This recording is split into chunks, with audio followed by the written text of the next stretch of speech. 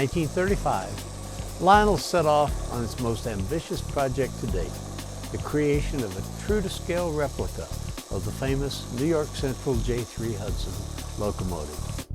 Ambitious in design, unlike any other model train produced before, a scale model built to sell for a fraction of the cost of contemporary models.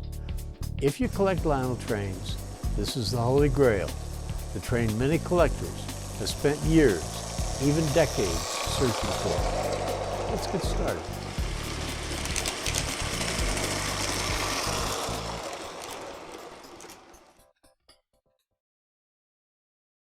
I'm at a train meet, and the guy comes up and hands me this locomotive and says, I just bought this, and I think it's pretty valuable, but what is it? He has bought the special order only 1937 700EX. X was Lionel's code for not a standard production item. It was set up to run on tubular track, and the engine came with a modified tender that had a box coupler on it that allowed it to pull the tin cars of 1937, because the only cars that they made to go with the 700E were the rail chief passenger cars, and that set required that you run on the solid T-rail track, and this was made to run on last year's layout with tubular track as long as it had 72-inch diameter curves. What is unique about this is the small number that were made, and it is absolutely original, factory built. There are many imitations of this made that I have seen, but I have never seen one that was machined and assembled the way the factory did it.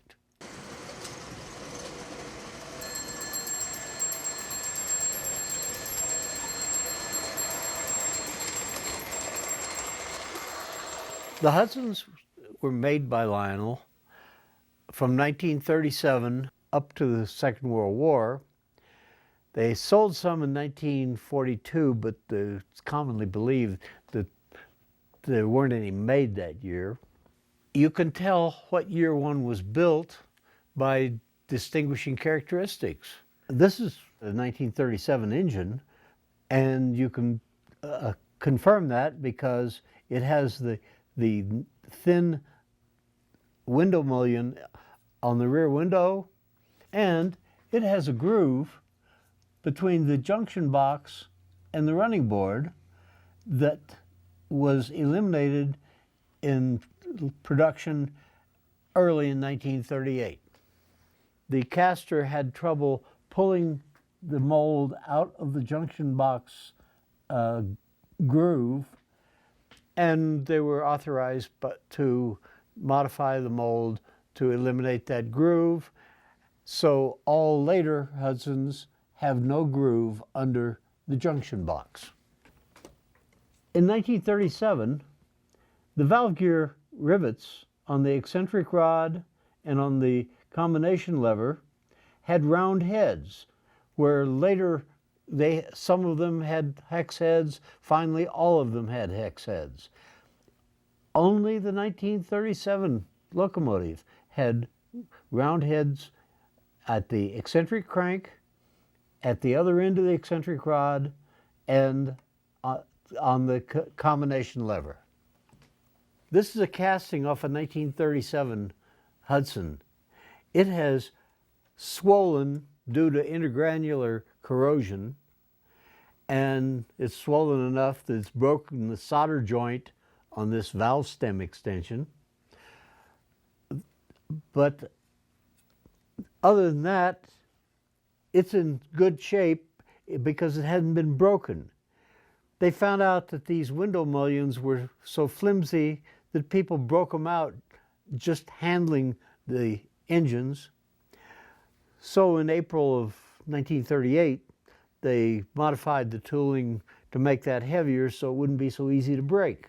Oh yes, they changed casters because the people who had cast the 37 boilers were producing boilers with contaminated metal, and they were quickly coming apart. But the new caster had trouble with this little groove under the junction box, and they had to grind off that part of the mold to make it so that they could pull a casting out without damaging it. It wasn't too long after they started making the 1938 production run that that change was made. So basically, anything beyond 1937 is going to have that groove filled in. From 1937 through 1939, you could take an engine and you could turn the wheels, and that produced a very smooth running but fast locomotive. In 1940, Lionel changed the gear ratio from 10-to-1 to 18-to-1, and that made it very difficult to backdrive the drivers, and it made the engines run slower, but in theory, it made them more powerful. And whereas with this engine, the wheels turn freely, all you have to do is roll it, because this still has the 10-to-1 gear ratio that was used from 1937 through 1939 that allowed the wheels to turn freely when you push the locomotive. Actual tests will show that the difference in pulling power is very slight, and the 10-to-1 gearing is preferred by some operators because of its smoothness and its ability to run at higher speeds. On the frame of the engine, there are no screws to allow you to add oil to the drive axles. In fact, the literature that came with the engine said that the engine was permanently lubricated. They didn't consider the fact that the oils in the grease would evaporate and would need to be replenished. Another feature unique to the 1937 production is the brush plate on the motor. Although the basic motor is the same in all versions of the Lionel Hudson, the brush plate in 1937 had brush tubes with screwed plugs in the end of them, and these were longer than the revised brush tubes, which used a cap over the end of the brush spring. The brush tubes on the brush plate were long enough that you couldn't lift the boiler off the chassis. You had to tip the boiler, move it to the rear, and lift it. And this was awkward, and it was solved by changing the brush plate and brush tubes to put a cap on there, which was shorter, and the boiler would lift directly off the chassis, making it much easier to service the engine.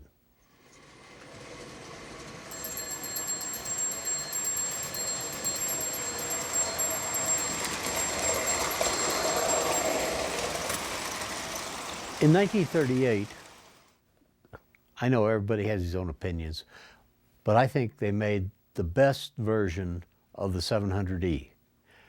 This particular one is one that I was able to rescue out of a house from the daughter of the original owner, who had inherited it in 1956 and had kept it in a glass case until 2010. The engine is a treasure. You'll notice the paint is flawless, the lettering similarly flawless. In 1938, they corrected the problems with the 1937 version by changing the tooling to make the window mullion strong enough so that a thumb pressure would not break it. They made a running change to remove the groove under the junction box because the caster was having problems pulling the casting out of the mold. The rivet for the eccentric crank was changed to a hex head. It retained the round head for the other two rivets. It is everything the 37 was, with one really big improvement. They put screws in the axle journals so you could remove a screw and add oil to the grease to give it the softness it needed for the smooth running that you expected this locomotive to do. The tender came equipped with a scale coupler, which was intended for NMRA use. This coupler has been changed to the 1940 coupler because Lionel made a small mistake. The coupler was 1/8 of an inch too low. They solved the problem very simply. They took the coupler and moved the head up on the shank 1/8 of an inch, offset it. The casting was quite different in another respect because Lionel took the tooling to a different caster because the 1937 castings had a tendency to swell. If the running board is not 10 1/16 inches from the front of the cab, the casting is swelling, and if it's swelling, it is warping and becoming brittle. You don't want to own it because it's not a good casting. If somebody brought me this to analyze, I would look at it and say, well, this has got all the characteristics of the 1938. It has the heavy window and no groove under the junction box. But on the eccentric rod, the rivet at the front of the eccentric rod now has a hex head, and the rivet on the combination lever has a hex head, which continued to the end of production in that manner. The motor is the same as the 1938.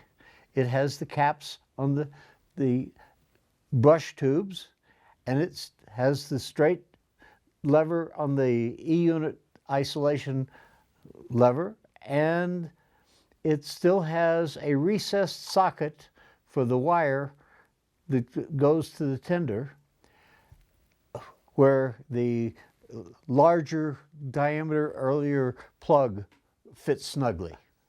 Sometime after production began in 1940, Lionel ran out of the straight levers used on the reversing unit switch, but they had plenty of the bent levers that were common in the scale and semi-scale B6 switcher production.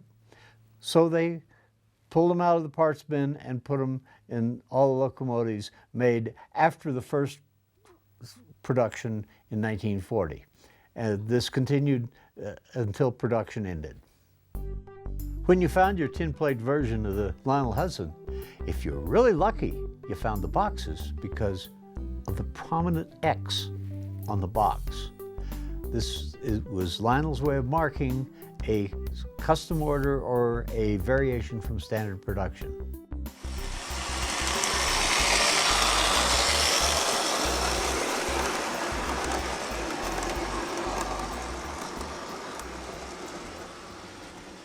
Many of the Hudsons brought to me started life as kits.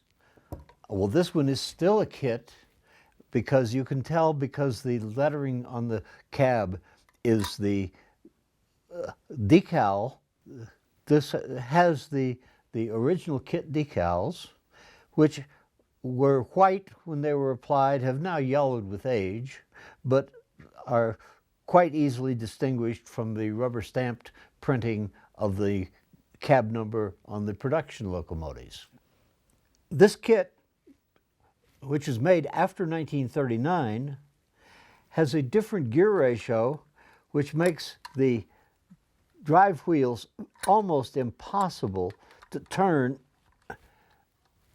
against the motor because of the 18-to-1 gear ratio.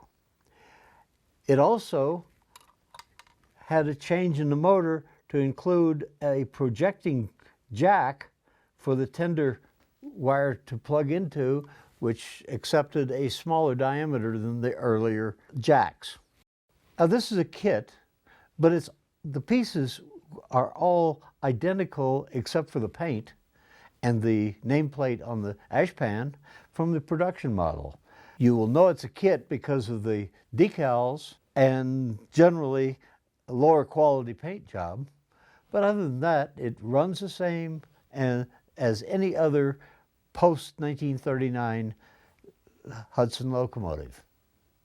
To tell the difference between what started life as a kit and what came out of the factory fully painted and ready to run, one thing you look for is the nameplate on the bottom of the ash pan.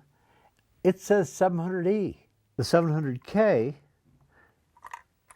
came out with an ash pan that says it's a scale model Hudson locomotive of a series 5340 and was made by somebody supposed to scratch his initials and the date he made it, and that's what would be on a genuine 700K.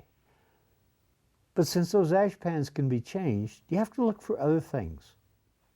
Even a repainted 700K, made to look like a 700E, you can usually find traces of gray paint. You open the boiler front and look inside the boiler, you should see primer because, or poor painting, because the people who painted the kits to look like 700Es didn't do the detail because it required extra handling and extra time. Now you might also find some traces of the gray primer looking inside the cab up past the motor brush plate.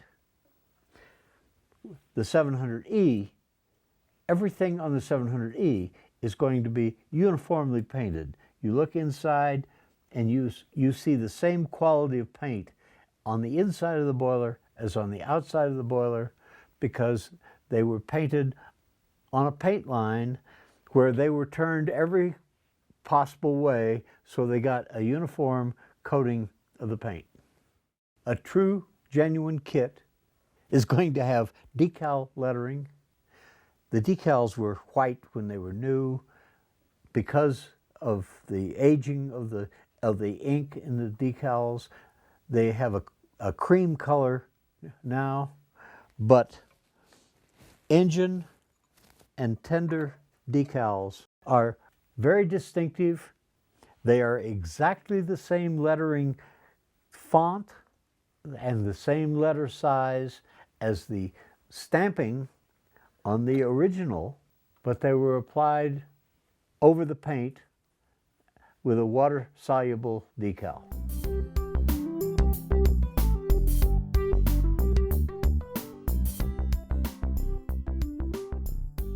The Hudson was developed by Lionel to make the scale model and is represented by the 700E, but they also recognized that there was a mass market in making a version for the more or less family train use, which they called the 763E.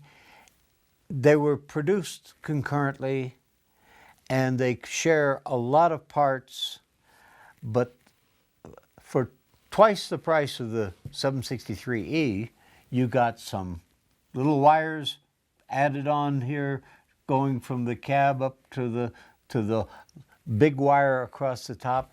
Oh, I'm sorry, that's the blower pipe, which is what the engineer turned this shaft to get flow, to blow the smoke out when the train was sitting in the station and the steam escaping didn't create the draft needed to keep the fire roaring.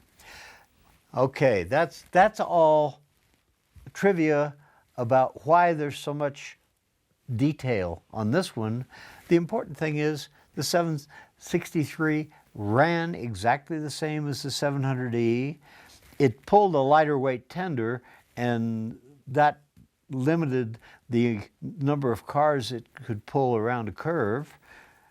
But other than that, if you added the coupler to the front and the wires that represented the piping to the boiler, you pretty well ended up with a 700E. In fact, Louis Hertz published in one of his books a list of the parts you bought from your hobby shop to add to your 763 to turn it into a 700E. The 763 was made many versions over its lifetime. It started out with gray paint and a manual coupler tender similar to this, having exactly the same features as the 1937 700E. It had the groove by the junction box. It had the thin window at the back. Oh yes, somebody's broken the windows out of this one by pressing with his thumb. But it was a great high-end toy, sold for $37.50 when it was first introduced.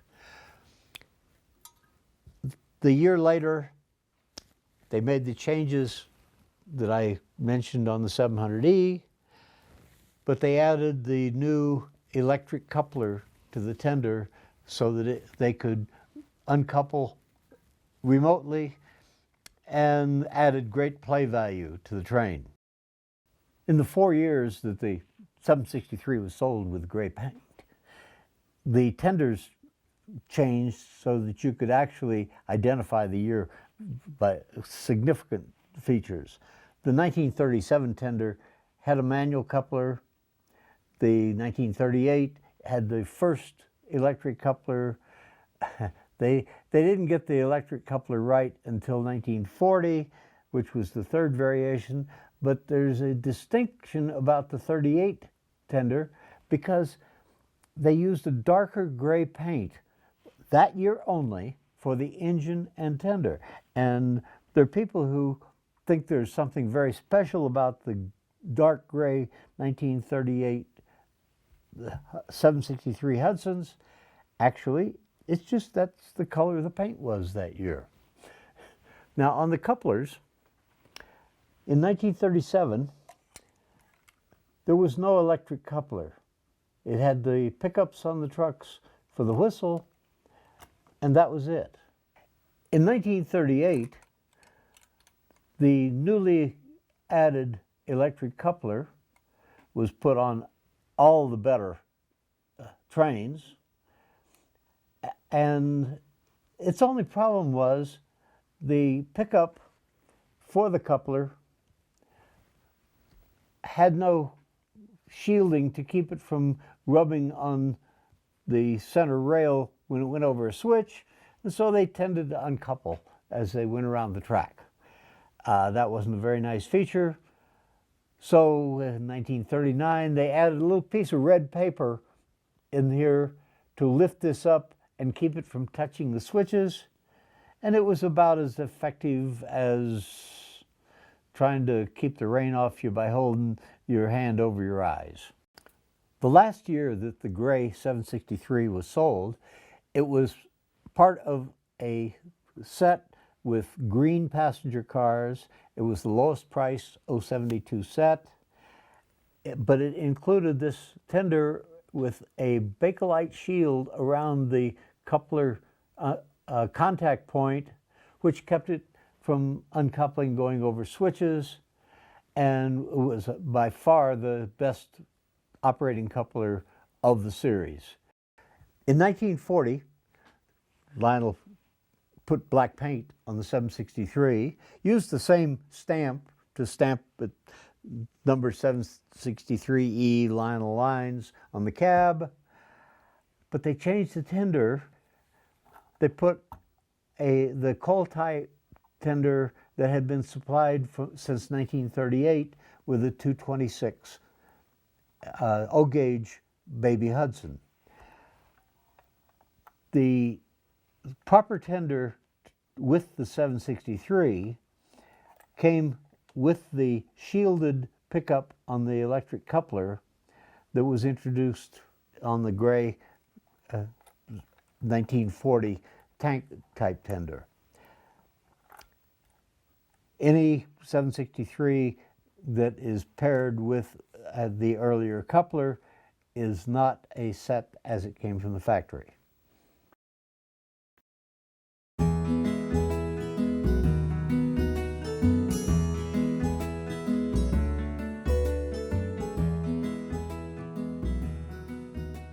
It's not difficult to take a look at Hudson and figure out whether it is of the quality that you'd like to buy.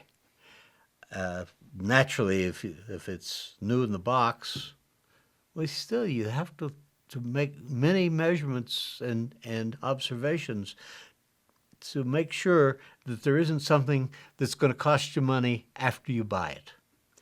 Now, this particular 1937 Hudson, this happens to be the custom order X version with the tin plate wheels, is in pretty good condition for 1937 because the 37s were notorious for bad castings.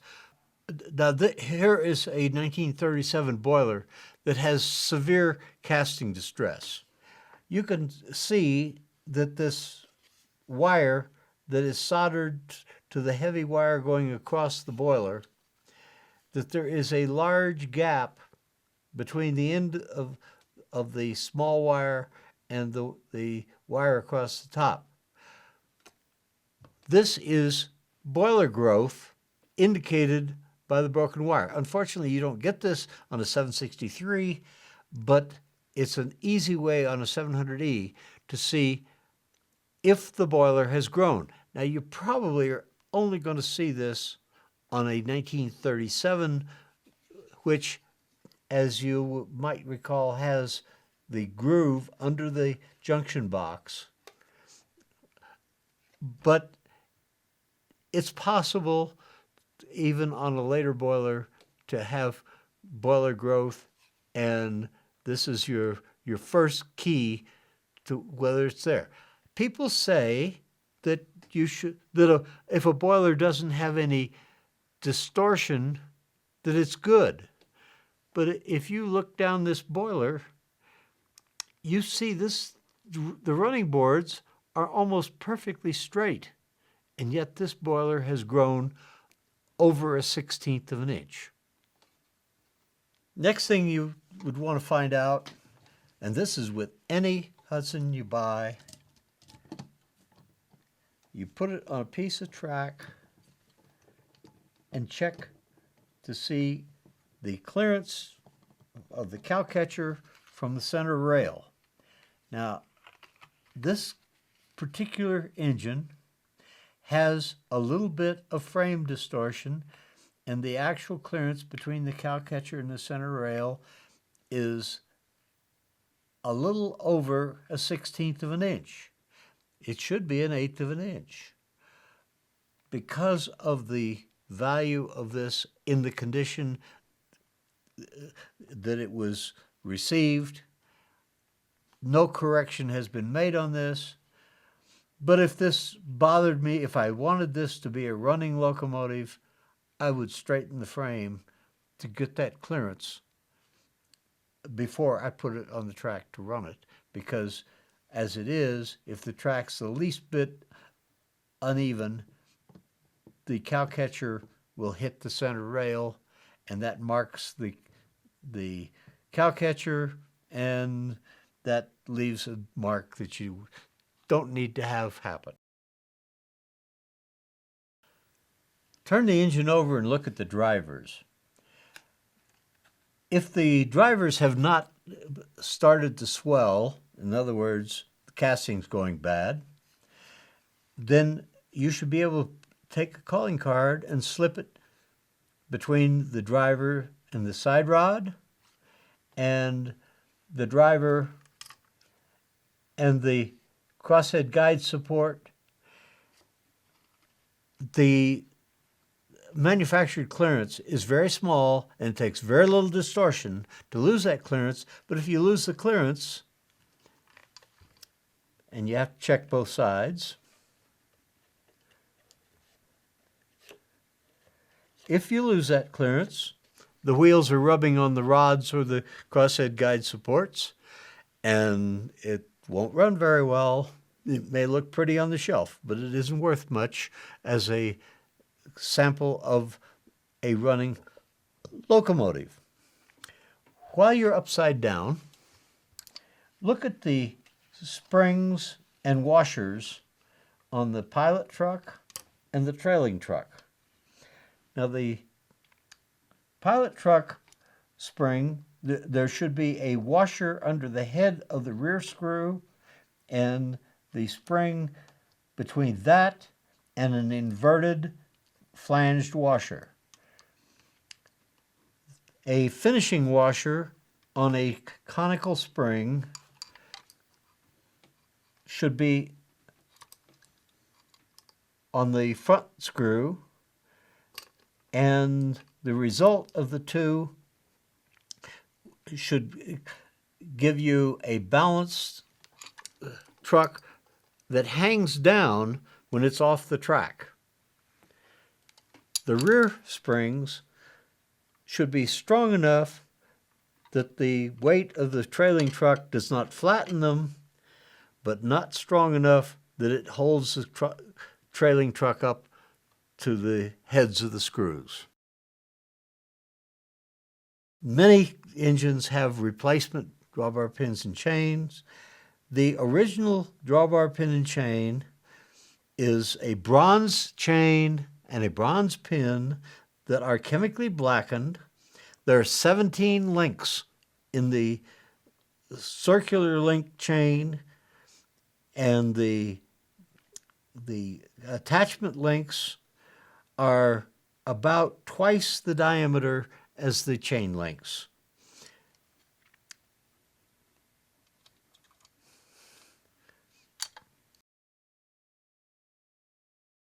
When I get a Hudson to repair, first thing I do is check it out, because the less maintenance you could do on one of these locomotives, the better it is for the locomotive. Unnecessary disassembly and reassembly is never good. You have to put it on a straight, level piece of track. I use a pre-war Lionel 5B test set for my testing, but all you need is a perfectly straight, level piece of track so that you can check that the cow catcher has its proper clearance from the center rail. It should be about 1/8 of an inch above the center rail. You want to check and make sure that the trailing truck is not binding on the back of the cab, which would tend to hold the rear wheels up. You check to see that the pilot truck wheels will lift off the track to assure that they are not holding the front of the locomotive drive wheels off the track. It's convenient that I have this pre-war Lionel 5B test set, because I can just put the power to it and find out if the engine runs.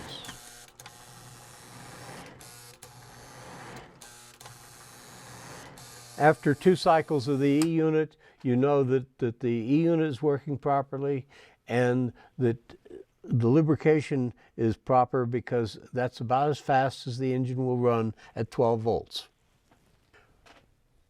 Now this engine has passed its tests, but if it had not run well, the first thing you'd do is you'd put a drop of light oil on the brush plate armature bearing.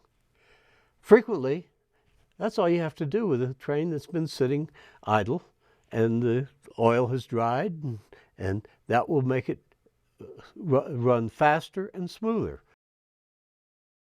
The inspection told us what things to look for. The worst thing that we could have found out is that the cowcatcher is close to the middle rail. If you find you have contact at the cowcatcher, it indicates you have a warped frame. And that's serious because that requires total disassembly of the engine down to the bare frame, axles, and drive wheels. However, the good news is it is rare to have a frame that will not straighten, and the procedure is simple, safe, and inexpensive. Now, if the rear truck is riding on the rear of the cab, this indicates that the boiler has warped downward and is actually pushing down on the trailing truck. You can take the trailing truck off and throw it away, but then it's kind of a funny looking locomotive. The way to fix it, even though it's not a correct, properly assembled, original scale Hudson, there are two screws holding the frame to the boiler. You disassemble far enough to put shims there to raise this so you have an 1/8 of an inch clearance sitting on the track between the trailing truck and the cab. I know that doesn't make it a perfect engine, but it's how you can make the engine serviceable with the warp boiler. If the pilot truck is holding the front of the engine up, it is probably improper assembly of the springs and washers, and that is simply a matter of removing the pilot truck, getting the proper springs and washers and lock washers and assembling them, and that does not require major maintenance of the locomotive. Well, here's one that has the original springs and washers, and yet the front wheel, drive wheel, actually doesn't touch the track. As a matter of fact, there's a large gap. And of course, it helps to have plenty of clearance up front, but that's not the desired effect. What we want to do to correct this, first we'll look at how these are assembled. But if I remove the two screws, underneath here should be an upholstery finishing washer, a conical spring, and a lock washer. Lay the stuff out in front where we can kind of see the parts lay out good. I find that we have the conical washer and the lock washer, but this is a flanged washer, not an upholstery finishing washer. On the rear, we should have the screw through a flat washer, through a spring, through a flanged washer with a lock washer. And we'll take that off and see what we had that was holding it up.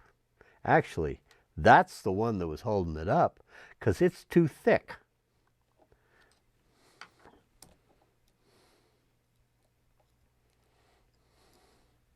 Now in this case, they've lost the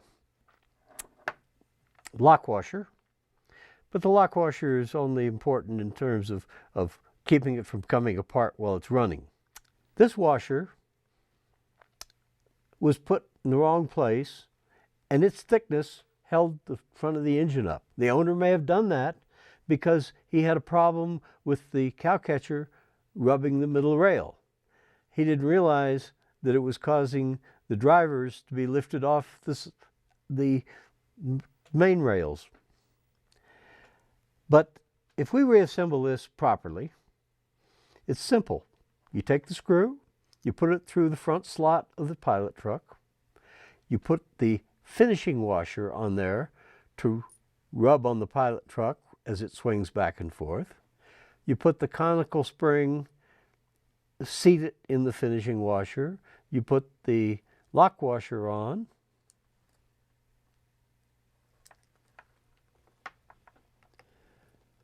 And you attach it to the front hole.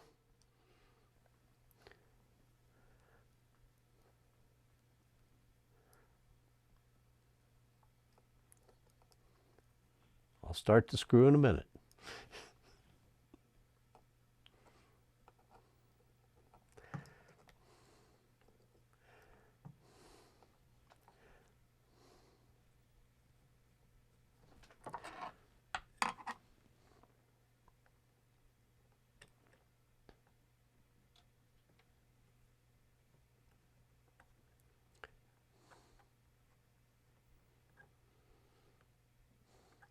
You do this front screw first, because if you do the rear screw first, it's hard to get it all in there without dropping some of the parts off.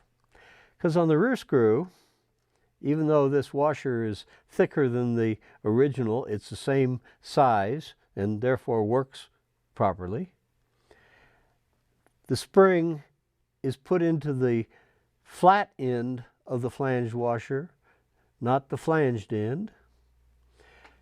If we hadn't lost the lock washer, we would put the lock washer on, and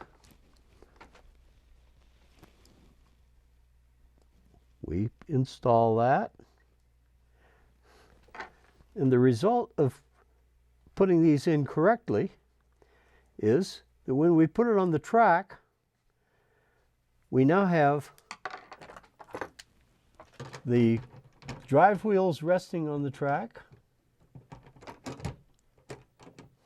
And even though the frame is badly bent downward, we still have some upward play in the front wheel, and we have upward play in the rear wheel of the pilot truck. Notice that if I try to move this wheel, it makes the engine move, doesn't rotate without touching the rail. As this frame is, it's bent down so far, there's barely room for a business card to go under the cow catcher. However, it should be almost 1/8 of an inch off the center rail. But in spite of that, it isn't pushing down far enough to keep the pilot truck front wheel from lifting off the track.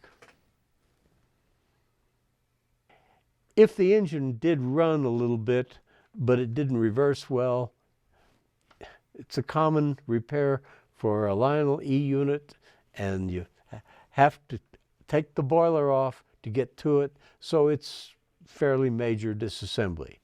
Proper grease is very important to the smooth operation of these engines, because the worm gear requires good lubrication. Now I have here two 1937 frames, and one has gear grease in it that is dry and doesn't do a very good job of greasing the gear. Here I have one that has had either more recent lubrication or better storage, because the grease is still smooth. It is dirty and it should be replaced, but that's not necessary here. But this grease will not allow the engine to run smoothly and must be replaced to get smooth operation of the engine. If you're lucky enough to get a Hudson that has never been maintained, the grease in it's 70 years old. The lubricant in it, the oil in the grease, has evaporated, and you just can't expect it to lubricate the worm gear properly. When you open the engine up every casting you look at, you're going to suspect of being a bad casting. So you inspect it carefully for casting deterioration. The casting deterioration is caused by a chemical change in the casting that causes it to swell. Now, if you look at this steam chest, you see some chips out of here, but whoever disassembled this carelessly and chipped that could have failed to do that, and there would be no mark on it to tell you that the casting's bad. So how do you find out the casting's bad? Well, in some cases, the only way you can find out is if you have a good casting and a dial caliper. With this dial caliper, I can measure that this good casting is about 2 3/4 inches across. If I put the caliper on this casting, I find out that it is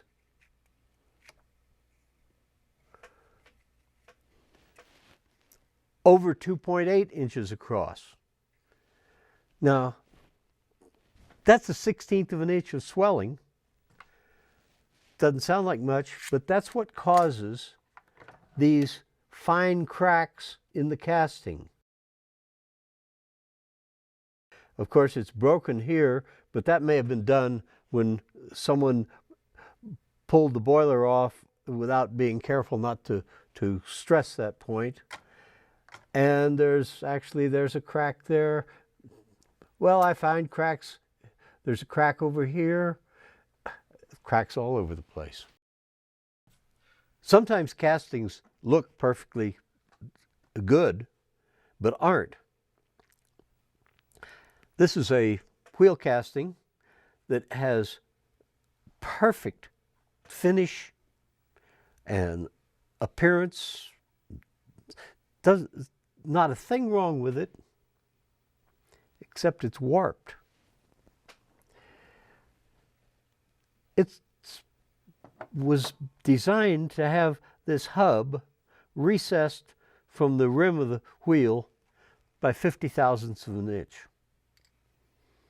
I have a depth micrometer that will measure what the recess of this hub is, and by feeling carefully, I find out it's 91 thousandths of an inch. This has cupped 41 thousandths. When the wheel is cupped 10 thousandths of an inch, the rim of the wheel will rub on the side rod.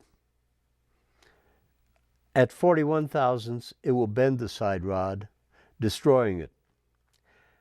The wheel is worthless.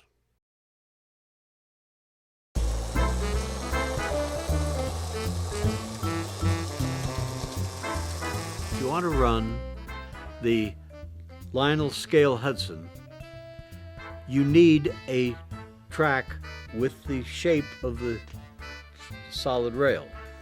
Solid rail track was made from 1935 through 1942. Modern track imitates that, but modern track is plated with nickel and it's slippery. And the train won't pull many cars on modern track, so you have to have solid rail track if you want to really enjoy the pre-war Hudson. Once you found out how good that is, you find out every other train you have runs better on it. Back in the 50s and 60s, you could buy it for next to nothing because there was so much out there and nobody wanted to spend the time putting it together, and people didn't understand what it was. I have done my best to educate people what it is, and once they have been educated, they try it, and they're hooked.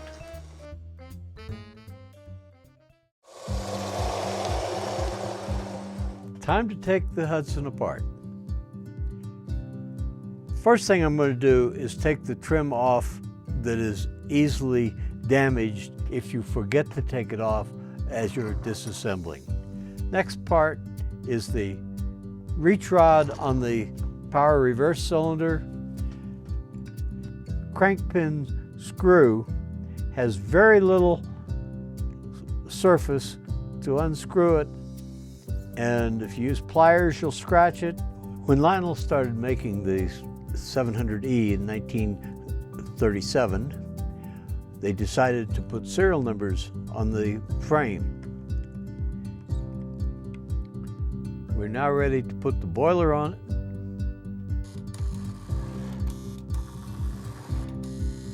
Seems to cycle properly. Job's finished.